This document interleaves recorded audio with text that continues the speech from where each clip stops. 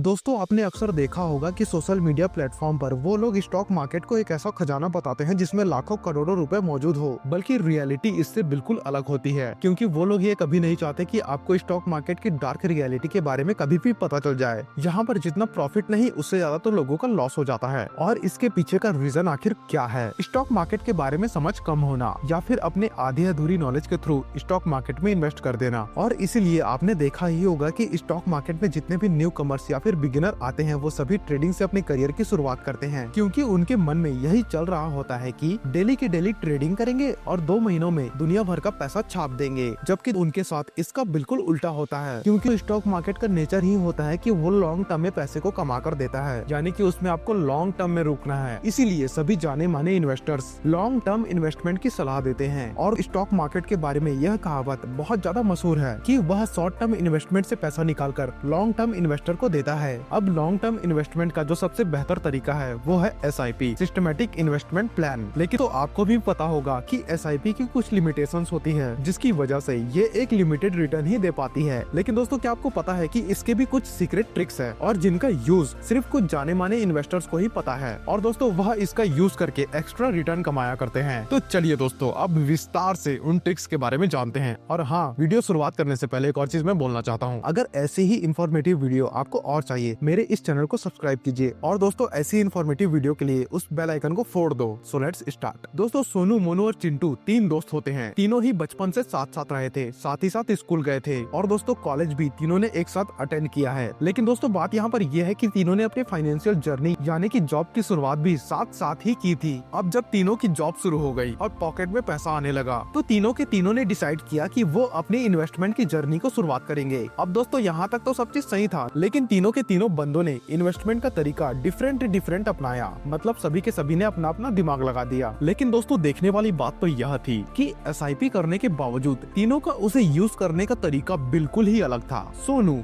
एक सीधे साधे परिवार से आता है, यानी कि इनका ना तो कोई बिजनेस रहा है और ना ही उन्होंने कभी भी एक पैसा भी इन्वेस्ट किया है। उनका एक टिपिकल फैमिली है जो इस बात पर बिलीव करती है कि FDs और RDs के अलावा मार्केट में जितने भी ऑप्शंस हैं सब रिस्की है। अब दोस्तों सोनू को बचपन से यही सिखाया गया है कि जब भी तुम्हारे पास बहुत सारा पैसा आएगा तो किसी भी इन्वेस्टमेंट ऑप्शन के बारे में तुमको नहीं सोचना है, तुमको सिर्फ जाकर RD या फिर FD में इन्वेस्ट कर देना है बैंक में जाकर। इसीलिए दोस्तों सोनू ने अपने पैसों के लिए यही तरीका चुना है, और दोस्तों इसी के लिए वो एक लिमिटेड रिटर्न तक सीमित रहता है। अब दोस्तों यहाँ पर दूसरी तरफ मोनू, वो भी आता है एक मिडिल क्लास फैमिली से। अब दोस्तों यहाँ पर भी एक कोइंसिडेंस है, लेकिन दोस्तों एक मिडिल क्लास फैमिली से आने के बावजूद भी उसके सोचने का तरीका थोड़ा सा डिफरेंट है। सोनू की तरह भले ही वह भी 9 to 5 वाली जॉब करता है, लेकिन इसके बावजूद इन्वेस्टमेंट करने का सबसे सेफ और ट्रेंडिंग तरीका ढूंढता है। वो फाइनली उसको इन्वेस्ट करने का एक ऐसा जरिया मिल जाता है जिसमें रिस्क भी काफी कम होता है और उसमें रिटर्न भी काफी अच्छे मिल जाते हैं। यह तरीका है दोस्तों SIP इन इंडेक्स फंड। और थोड़ा ध्यान से ध्यान लगा के सुनो इस बात को। और दोस्तों इसकी सलाह द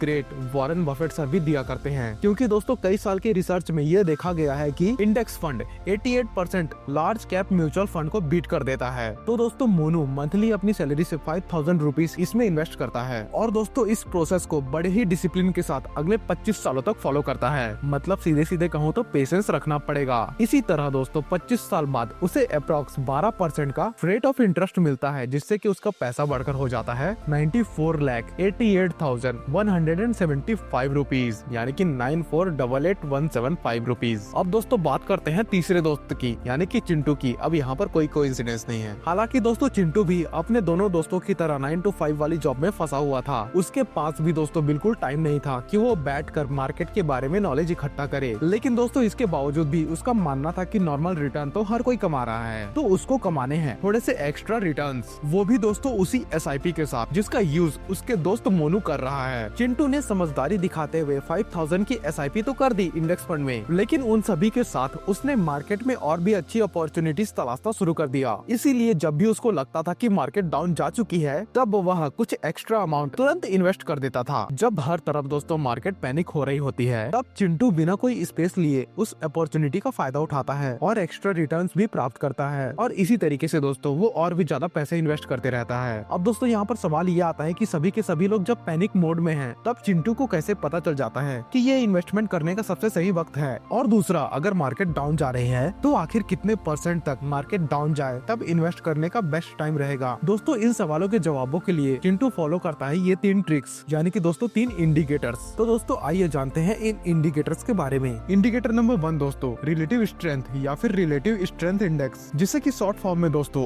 RSI भी कहा जाता है। इसका इस्तेमाल दोस्तों जनरली मार्केट ट्रेंड को देखने के लिए किया जाता है। इसका यूज करके इन्वेस्टर्स यह एस्टिमेट लगाने की कोशिश करते हैं कि मार्केट अभी ऊपर है या फिर नीचे। RSI की वैल्यू हमेशा 0 to 100 के बीच में मूव करती रहती है। ट्रेडिशनली RSI की वैल्यू जब 70 या फिर उससे ऊपर चली जाती है तो ऐसा कहा जाता है कि मार्केट ओवर वैल्यूड है, यानी कि दोस्तों मार्केट अभी महंगी है। वहीं जब इसकी वैल्यू 30 या फिर उससे कम होती है तब ऐसा कहा जाता है कि अभी मार्केट सस्ती है, यानी कि दोस्तों मार्केट नीचे चला गया है। इसी मौके का फायदा चिंटू तुरंत उठा लेता है। वो कैसे, मैं अभी आपको बताता हूँ। सबसे पहले चिंटू एक फ्री वेबसाइट का इस्तेमाल करता है जिसका नाम है ट्रेडिंग व्यू। इसके बाद वो सर्च टैब पर जाता है और वहाँ पर जाके निफ्टी 50 सर्च करता है, जिसके बाद दोस्तों इस तरीके का चार्ट ओपन हो जाता है। तब दोस्तों वह यहाँ से मंथ सेलेक्ट करता है, जिसके बाद दोस्तों इस तरीके का चार्ट ओपन हो जाता है और वो यहाँ पर आके मंथ सेलेक्ट करता है, क्योंकि उसको एक दिन के लिए नहीं बल्कि लॉन्ग टर्म के लिए इन्वेस्ट करना है। इसके बाद वह इंडिकेटर वाले सेक्शन पर क्लिक करता है और उसके बाद वहाँ पर जाके टाइप करता है RSI। टाइप करने के बाद यहाँ पर RSI का ग्राफ स्क्रीन पर आ जाएगा। इसके बाद वह RSI की सेटिंग में जाकर स्टेक 2 सेलेक्ट करता है। इस ग्राफ में जब भी RSI की वैल्यू 30 के बिलो चली जाती है तब चिंटू इसे एक इंडिकेशन समझता है और डिसाइड करता है कि ये इन्वेस्टमेंट करने का बेटर पॉइंट है। लेकिन चिंटू यह भी समझता है कि सिर्फ एक इंडिकेटर के सहारे इतने बड़े स्टॉक मार्केट में सही आकलन संभव नहीं है। इसके लिए दोस्तों वह इस्तेमाल करता है इंडिकेटर नंबर 2 का, जो मैं अभी आपको बताने वाला हूँ, जिससे कि खुद दोस्तों सर वॉरेन बफेट जी ने तैयार किया है। इसीलिए दोस्तों इस इंडिकेटर का नाम वॉरेन बफेट इंडिकेटर है। यह एक सिंपल सा फॉर्मूला है। सिंपली मार्केट कैप को GDP से डिवाइड कर दो और आपको बफेट इंडिकेटर की वैल्यू मिल जाएगी। अब दोस्तों आप इस वेबसाइट को देखिए जिसका नाम है growfocus.com। इसमें दोस्तों आपको पता चल जाएगा कि वॉरेन बफेट की वैल्यू कितनी हो तो मार्केट सस्ती होती है या फिर कितनी हो तो मार्केट महंगी हो जाती है। तो दोस्तों वॉरेन बफेट के अकॉर्डिंग बफेट इंडिकेटर की वैल्यू 64% से अगर कम हो तो मार्केट अंडर वैल्यूड होती है और अगर 119% से ज्यादा हो तो हाईली और ओवर वैल्यूड होती है। साथ ही में दोस्तों इसमें नीचे बताया हुआ है कि करंट वैल्यू की करंट सिनेरियो के हिसाब से मार्केट कैसी है। दोस्तों यहाँ पर भी चिंटू को दिमाग नहीं आता कि ये बेस्ट टाइम ऑफ इन्वेस्टमेंट है कि नहीं, इसलिए दोस्तों वो थर्ड और लास्ट मेथड का इस्तेमाल करता है जिसका नाम है दोस्तों PE रेशियो। नॉर्मली दोस्तों PE रेशियो मार्केट के सेंटिमेंटल्स और मूड को दर्शाता है, मतलब कि मार्केट के मिजाज को। जब दोस्तों PE रेशियो की वैल्यू ज्यादा होती है तब तो इसका मतलब है कि उस समय इन्वेस्टर्स मार्केट से बहुत ज्यादा खुश हैं और एक्चुअल में जो मार्केट की वैल्यू होनी थी उससे भी ज्यादा प्राइस इन्वेस्टर्स मार्केट को दे रहे हैं। इसी तरह दोस्तों जब PE रेशियो की वैल्यू कम होती है तो दोस्तों यह इस बात को दर्शाता है कि इन्वेस्टर्स के सेंटिमेंट्स मार्केट को लेकर थोड़े डगमगाए हुए हैं। उनके मन में यह डर होता है कि उस समय अगर उन्होंने मार्केट में इन्वेस्ट किया तो कुछ गड़बड़ा ना जाए। दूसरी तरफ चिंटू जैसे स्मार्ट इन्वेस्टर को यह पता है कि यही सबसे सही टाइम है अपने इन्वेस्टमेंट को मार्केट का हिस्सा बनाने का और साथ में सभी लोगों से ज्यादा रिटर्न प्राप्त करने का। इसीलिए बिना वक्त कमाए चिंटू अपना पैसा लगाने को तैयार हो जाता है। लेकिन दोस्तों चिंटू इसके पहले एक और काम करता है, तो वो चीज है दोस्तों निफ्टी की